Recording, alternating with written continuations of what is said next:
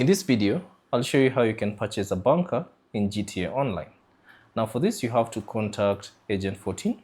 So all you have to do is go to the map on this location and find this letter A, which is the gun running business. So all you have to do is navigate to this area and contact Agent 14.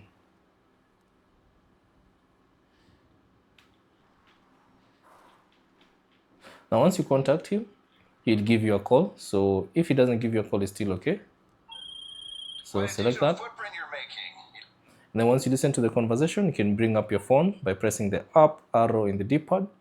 If you're on console or if you're on PC, press the up arrow on the keyboard and then scroll down and select internet. And then go to the Maze Bank foreclosure. Select that, click on enter site.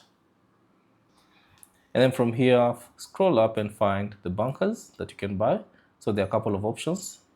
So you can choose the one that you'd like to buy.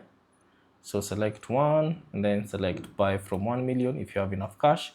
You can choose the bunker style. You can choose to add personal quarters, shooting range, gun locker, and also you can choose to add the transportation.